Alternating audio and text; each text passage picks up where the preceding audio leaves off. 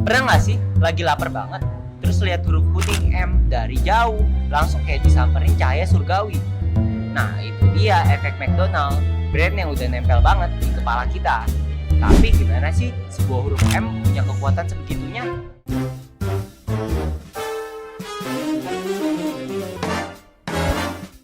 Nah, ceritanya dimulai dari 1940-an, dari sebuah resto kecil di California yang awalnya jual barbecue.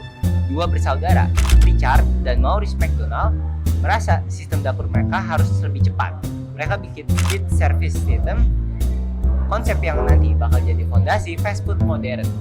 Lalu datang Ray Kroc pada tahun 1955. Dia lihat McD bukan sekedar restoran, tapi sistem yang kalau diperbanyak bisa menguasai dunia. Setelah dia masuk, McD berkembang cepat banget lewat franchise. Standarnya sama, rasanya sama, SOP-nya sama, dimanapun kamu makan. Sekarang, McD punya lebih dari 40.000 restoran di 100 lebih negara, termasuk Indonesia sejak 1991. Nah, tapi gimana caranya McD tetap kuat di industri yang kompetitif banget? Nah, biar lebih jelas nih, kita bakal bedah McDonald pakai teori Porter 5 Force. Jadi fast food itu banyak banget yang mau masuk. Tapi kalau ngomongin McD, itu kayak senior sekolah. Udah punya nama, duit kuat, proses matang, dan fans loyal. Buat pemain baru, mencapai level McD itu sangat berat. Untuk mencapai skala McD, dibutuhkan investasi besar, bukan cuma nama, bukan cuma untuk gedung, tapi untuk sistem dapur yang berstandar, teknologi order, SOP, dan audit mutu, serta jangan pemasok yang solid. Selain itu, McD menikmati efisiensi biaya karena pembelian massal. Ini bikin harga per unit masa mereka lebih kecil dibanding bisnis baru yang masih kecil skalanya. Itu semua mahal dan kompleks. Jadi meskipun fast food kelihatan gampang, tapi sebenarnya entry barrier McD itu tinggi banget. Kesimpulannya, ancaman datang baru rendah. Lihat dari sisi pemasok, McD membeli dalam volume besar. Itu membuat posisi tawar McD relatif kuat. Karena permintaan standar besar, banyak pemasok bersaing ingin jadi mitra McD. Di sisi lain, McD tidak mengandalkan satu pemasok tunggal. Mereka menerapkan multi-sourcing dan kriteria kualitas yang ketat. Sehingga, jika satu pemasok gagal, ada alternatif lain. McD juga menetapkan spesifikasi rinci, dari ukuran potongan ayam, kadar lemak, tekstur kentang, sampai proses pengemasan. Jadi, pemasok harus menyesuaikan diri dengan standar McD, bukan sebaliknya. Kontrak jarak jangka panjang dan audit rutin jadi praktik umum. Dengan kondisi itu, pemasok punya insentif untuk memenuhi kebutuhan McD. Posisi tawar McD menjadi terbatas, kecuali bila ada bahan-bahan yang benar-benar unik dan langka. Untuk bahan yang umum, McD cenderung mengandalkan negosiasi.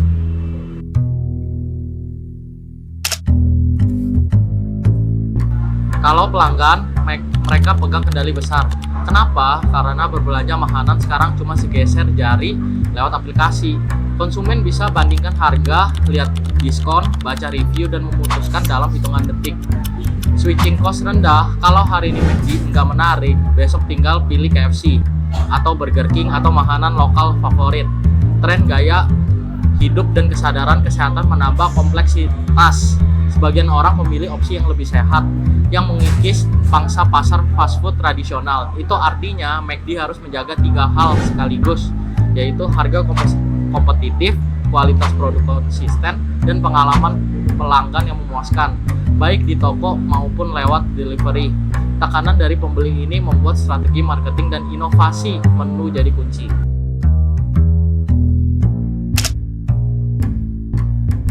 Ancaman dari substitusi itu nyata, khususnya di pasar seperti Indonesia.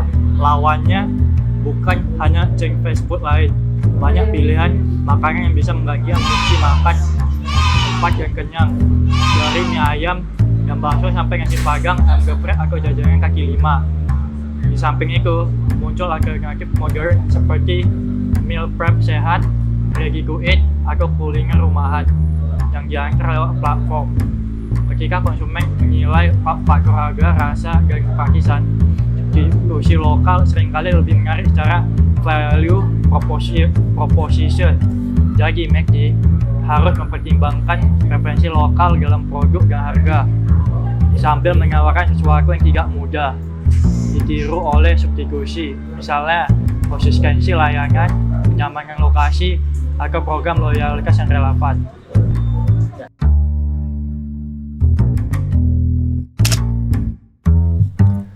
Semua kekuatan tadi bertemu di arena persaingan. Industri ini penuh dengan pemain, semua agresif dalam promosi, kolaborasi, dan inovasi menu. Karena biaya pindah pelanggan rendah, setiap diskon atau menu baru bisa menggoyang pangsa pasar.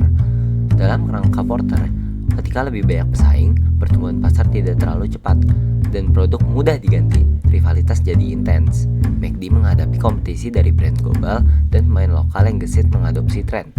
Tetapi kekuatan McD tetap ada, brand kuat, sistem operasional teruji, dan jaringan luas. Kunci kelangsungan bukan hanya mempertahankan kekuatan itu, tetapi terus berinovasi, baik dari sisi menu, teknologi layanan, maupun keterlibatan pelanggan. Jadi itulah analisis Porter 5 Force untuk McDonald. Kuat tapi tidak kebal. Di dunia fast food, yang paling cepat menyesuaikan diri akan bertahan lebih lama. Sekian, terima kasih.